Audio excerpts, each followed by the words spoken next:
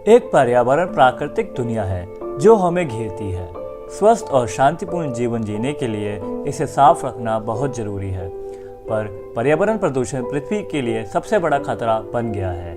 यह एक दिन हमारे भविष्य को प्रभावित कर सकता है। वो तो फर्क पहले की सब्जी का तो फर्क ही हाई। पहले के आदमी कम 100 वर्ष जीते थे, अब तो 50-60 में ही हो लेते हैं। एग्रीकल्चर का अर्थ उत्पादन से है, जिसका लक्ष्य घरेलू पशुओं और फसलों को पालने से है, और ये मानव जीवन के लिए बहुत जरूरी है। पर क्लाइमेट चेंज की वजह से इसकी प्रोडक्टिविटी में काफ़ी कमी आई है, और बढ़ते प्रदूषण की वजह से इसकी क्वालिटी और क्वांटिटी दोनों बहुत गिर गई है। इसके फलस्वरूप आज मानव जीवन की औसत आयु पहले के मुकाबले बहुत कम रह गई है। दीपावली के टाइम पे ये पटाखे फूटते हैं तो इसके पालक के पत्ते फट जाते हैं और काफी फसलों पे नुकसान आता है। जल प्रदूषण आजकल की प्रमुख समस्याओं में से एक है। बहुत सारा कचरा सीधा पानी में फेंक दिया जाता है। इसके अलावा बहुत सारे कारखाने, मिलें और पौधे अनौपचारिक इंडस्ट्रियल कचरे और अन्य असुरक्षित पदार्थों को जल में छोड़ देते हैं। खेती में पेस्टिसाइड्स और फर्टिलाइजर द्वारा भी पानी को प्रदूषित किया जाता है। बात करें पानी की, नदियों की और समुद्र की, तो लोग तो ऐसे मोस्ट ऑफ द पीपल्स जो होते हैं वो ऐसा करते हैं कि अपने घरों से निकलते हैं और जितना भी कूड़ा उनके घर पे होता है वो जाके डंप कर देते हैं किसी नाले में, समुद्र। ध्वनि प्रदूषण भी बहुत तेजी से बढ़ रहा है। यह तब होता है जब 85 dB से अधिक तीव्रता वाला शोर हमारे नंगे कानों तक पहुंचता है। ये तनाव और उच्च रक्तचाप जैसी मनोवैज्ञानिक समस्याओं को जन्म दे सकता है। मैं फरीदाबाद में रहता हूँ और दिल्ली कई बार आने जाने का मौका मिलता है, तो मैं भी कभी जाम में फंस जाता हूँ। तो ज़्यादातर ये देखता हूँ कि जो और जाम में फंसे हुए हैं वो हॉर्न पर हॉर्न पे हॉर्न मारे चले जाते हैं। और ज़्यादातर ये भी देखा है कि रेड लाइट से जब ग्रीन लाइट होती है तब भी पीछे की गाड़ियों वाले हॉर्न पर हॉर्न मारना शुरू कर देते हैं, जिससे कि ध्वनि प्रदूषण बहुत ज़्यादा फैलता है।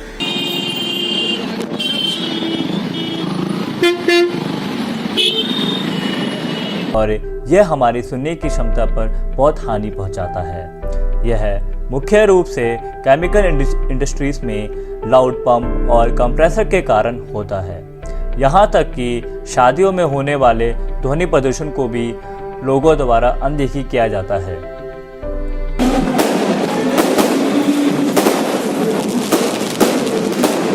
और बात करें ध्वनि प्रदूषण की, देखिए हम जैसे ही कभी भी निकलते हैं रोड पे, खासकर दिल्ली की सड़कों में, दिल्ली की सड़कों में हमेशा हमें देखने को मिलता है कि रात 9 से लेकर 12 बजे तक तो आपको इतना ज़्यादा ट्रैफिक मिलता है कि आप आगे बढ़ भी नहीं सकते। और उस ट्रैफिक के कारण बहुत ज़्यादा नॉइज़ पॉल्यूशन होता है। आपको इतना ज़्यादा नॉइज़ पॉल्यूशन देखने को मिलेगा कि आपको यूजुअली हेडेक होगा। वायु प्रदूषण एक और मानवता की सबसे बड़ी चुनौती है। हानिकारक वाहनों और इंडस्ट्रियल स्मोक से निकलने वाले अनियंत्रित धुएं के कारण हमने जिस हवा में सांस ली है वह दूषित है। जलने वाले fuels, nitrogen oxide, sulphur dioxide, carbon monoxide वायु को दूषित करने के लिए प्रमुख प्रदूषक हैं।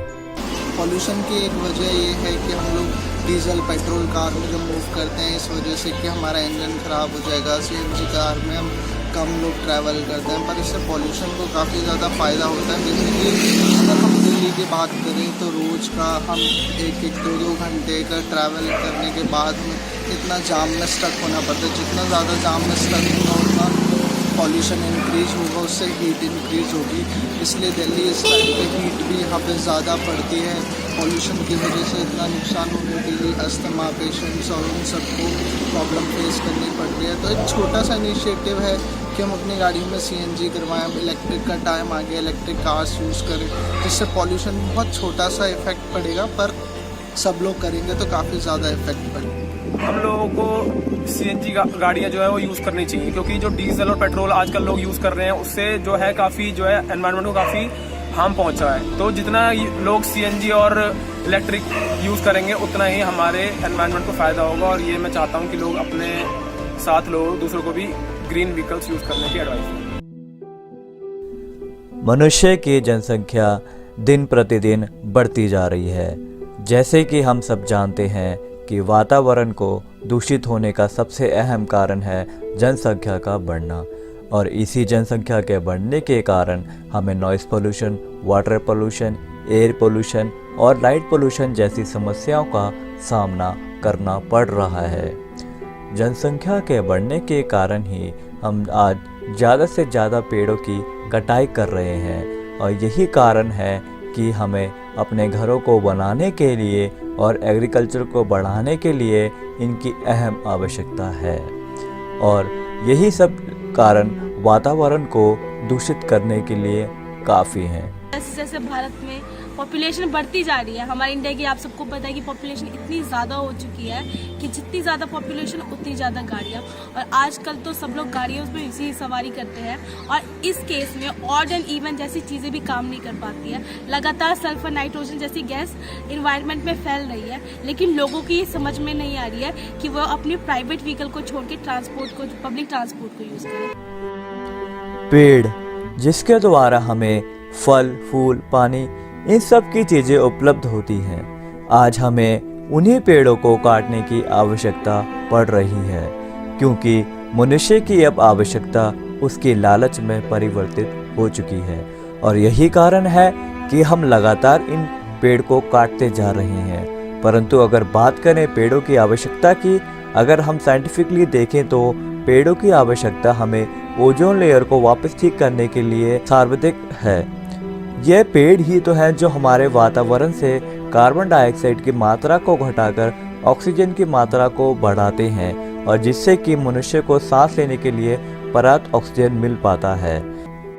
वातावरण जो सबके लिए सामान्य है, आज उसी वातावरण में बस मनुष्य ने अपनी जगह बना ली है और पशु पक्षियों को कहीं अकेला छोड़ दिया है।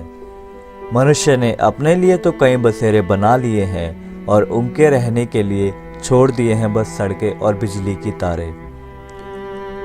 और बात करें आहार की, तो मनुष्य ने तो अपने आहार के लिए साधन बना लिए हैं, परंतु जानवरों के लिए बस छोड़ दिए हैं कूड़ा कचरा और प्लास्टिक, जिनको खाने से वे दिन प्रतिदिन मर रहे हैं। वातावरण के दूषित होने के कारण कई जातियां विलुप्त हो रही हैं, जिसे शायद हम कभी ना देख पाए। और जो पक्षी हमारे वातावरण के सौंदर्य को बढ़ाती थी, आज वे उनमें से कई पक्षियां विलुप्त हो चुकी हैं। आपको क्या लगता है, हमें अपने वातावरण को बचाने के लिए कुछ कदम उठाने की आवश्यकता है या नहीं? क्या आपको नहीं लगता कि हमें अपनी पॉपुलेशन पर कंट्रोल करना चाहिए और पेड़ों की कटाई कम से कम करनी चाहिए? क्या हमें इस धरती पर उपस्थित अन्य प्रजातियों के लिए कुछ नहीं सोचने की जरूरत है? क्या आपको नहीं लगता अगर हम चीज़ों को ऐसे ही इस्तेमाल करते रहे तो हम ज़्यादा समय तक पृथ्वी पर नहीं रह पाएंगे?